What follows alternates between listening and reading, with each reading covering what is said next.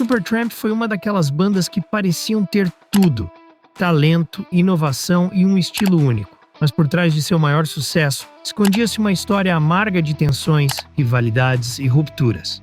Hoje vamos descobrir como um disco que vendeu mais de 100 milhões de cópias acabou sendo o começo do fim. Número 1. Os humildes começos do Supertramp.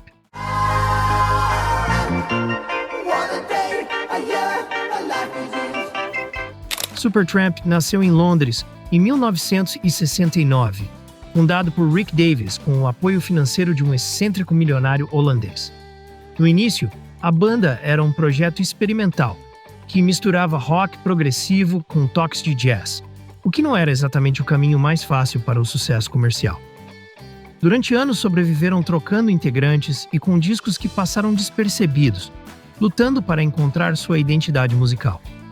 No entanto, havia algo neles que transmitia autenticidade e frescor e, com o tempo, começaram a ganhar reconhecimento em círculos menores da cena britânica. A chegada de Roger Hodgson foi fundamental. Sua sensibilidade melódica e sua voz distinta contrastavam com a força rítmica e a crueza de Davies. Entre os dois nasceu uma dualidade criativa que seria o coração do Supertramp. Embora diferentes em personalidade e estilo, essa mistura explosiva os empurraria para o inesperado. Eles eram a centelha de que precisavam para se transformar em algo grande. Número 2. Rick Davies e Roger Hodgson. A dupla mágica. After all the hours he's wasted, still he needs time. Rick Davies e Roger Hodgson pareciam polos opostos. Rick, com sua voz grave e estilo mais terreno, trazia a parte mais blues e rock. Roger, por outro lado, era o sonhador, o das melodias doces e etéreas, com letras carregadas de espiritualidade. Essa tensão criativa funcionava como um motor. As canções do Supertramp eram um equilíbrio perfeito entre o introspectivo e o acessível. Juntos criaram peças como Dreamer e School, que começaram a marcar seu estilo único. No entanto, a relação não estava livre de atritos. Desde cedo, ambos mostraram diferenças quanto ao rumo artístico que a banda deveria tomar.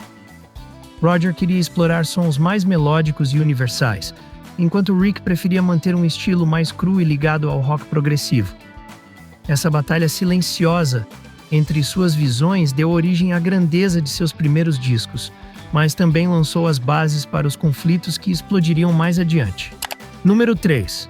A conquista dos anos 70. Sucesso internacional.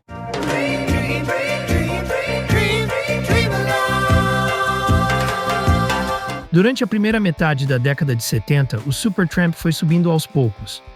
Com o álbum Crime of the Century, em 1974, finalmente encontraram o equilíbrio perfeito entre a ambição artística e o apelo comercial. Canções como Dreamer e Bloody Well Right lhes deram visibilidade internacional, consolidando-os como uma das bandas mais interessantes do momento. Os discos seguintes, Crisis, What Crisis e Even in the Quietest Moments, mantiveram o prestígio, com músicas memoráveis como Give a Little Bit. A crítica os via como uma banda que combinava virtuosismo com acessibilidade, algo nada fácil em uma época dominada pelo rock progressivo e pelo hard rock. No entanto, algo maior estava por vir. Todo aquele caminho de buscas, de testes e erros estava preparando o terreno para um golpe definitivo que os colocaria no topo. O sucesso massivo estava ao virar da esquina, mas com ele viria também um preço que poucos imaginavam. Número 4. A Grande Aposta, um álbum com destino histórico.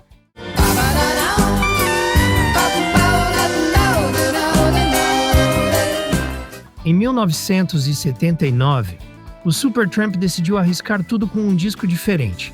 Deixaram para trás grande parte do som progressivo e complexo para apostar em algo mais direto, acessível e carregado de melodias irresistíveis.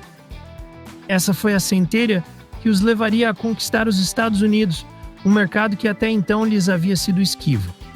O resultado foi Breakfast in America, um álbum que se tornou um fenômeno mundial. Com músicas como The Logical Song, Goodbye Stranger e Take the Long Way Home, conseguiram uma conexão imediata com milhões de ouvintes. A capa icônica, com uma garçonete segurando um copo de suco como se fosse a Estátua da Liberdade, Simbolizava perfeitamente a ironia e o humor britânico do grupo. Ninguém imaginava que aquele disco venderia mais de 20 milhões de cópias e os levaria a lotar estádios inteiros em todo o mundo. Mas o que parecia o auge absoluto escondia uma sombra perigosa. O sucesso massivo intensificou os conflitos internos que já estavam latentes na banda. Número 5. O fenômeno global e o preço da fama.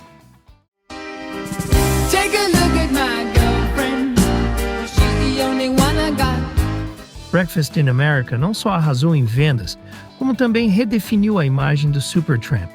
De uma banda respeitada em círculos específicos, passaram a ser estrelas globais. O disco ganhou 2 prêmios Grammy, foi número 1 nos Estados Unidos e permaneceu nas paradas por mais de um ano. As turnês eram gigantescas e os ingressos esgotados se repetiam em cada cidade. Mas essa engrenagem de sucesso também começou a desgastar o grupo. A pressão da indústria, os compromissos incessantes e o cansaço emocional fizeram com que as diferenças entre Rick e Roger se tornassem mais visíveis. Além disso, alguns fãs da primeira fase os acusavam de terem se vendido por fazer um som mais comercial. Essa contradição entre o prestígio artístico e a necessidade de manter o sucesso comercial começou a pesar demais. O que parecia um sonho realizado começava a se transformar em um pesadelo. Número 6. As tensões ocultas entre Davis e Hodgson.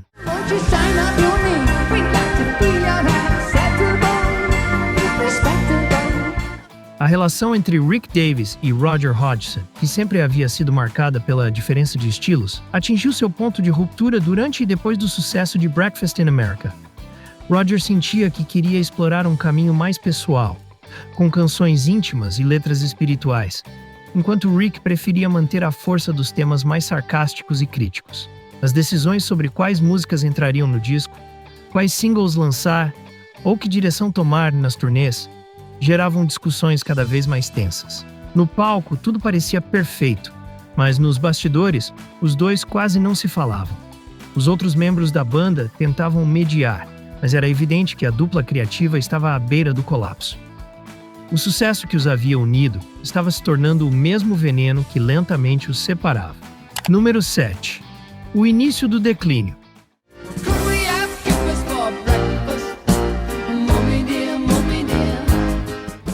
Depois do boom mundial de Breakfast in America, questionamos McGee. Qualquer movimento parecia insuficiente. A pressão para repetir esse sucesso era enorme, mas a inspiração nem sempre vem sob comando.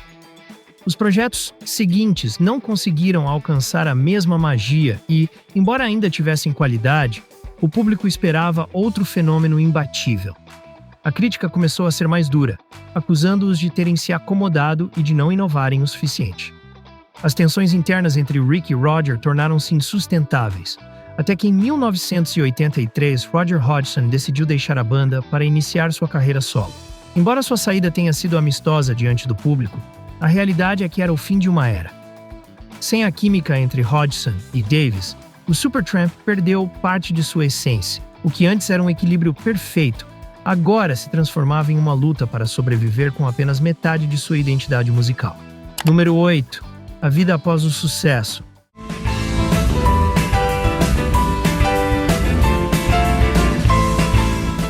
Após a saída de Hodgson, o Supertramp tentou continuar sob a liderança de Rick Davis.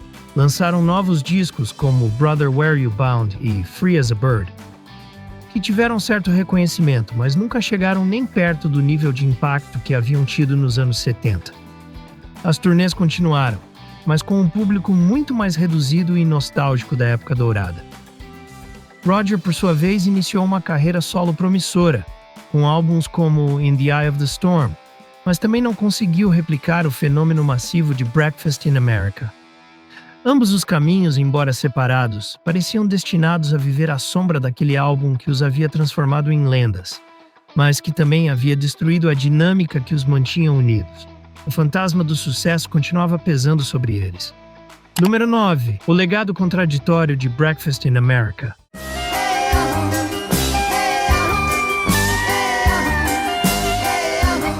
Hoje em dia, Breakfast in America é considerado um clássico indiscutível. Seu impacto na cultura pop foi enorme. E músicas como The Logical Song continuam tocando em rádios, filmes e séries. O álbum é lembrado como uma obra-prima do pop rock, com melodias irresistíveis e letras carregadas de ironia e emoção. No entanto, dentro da história do Supertramp, o disco é visto com certa ambiguidade. Foi o ponto mais alto de sua carreira, mas também o momento em que a banda começou a se fragmentar irreversivelmente. É o exemplo perfeito de como o sucesso absoluto pode se transformar em uma maldição. O que deveria ser a consagração de uma aliança musical acabou sendo o início de seu fim. Número 10. Um álbum eterno, uma banda destruída.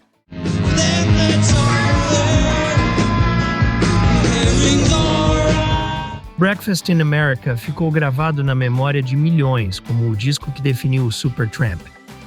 Suas músicas transcenderam o tempo e ainda hoje continuam conquistando novas gerações. Mas também é o lembrete de como a fama e o sucesso podem dilacerar até os maiores talentos. O Supertramp nunca mais foi o mesmo depois daquele triunfo. E embora o legado perdure, o custo foi altíssimo. A glória e a tragédia ficaram unidas em um mesmo álbum, o que os tornou imortais, mas que também os destruiu. O disco que marcou uma época também selou o destino da banda. Supertramp tocou o céu com as mãos, mas a queda foi inevitável. Breakfast in America foi um sonho realizado e, ao mesmo tempo, uma ferida eterna.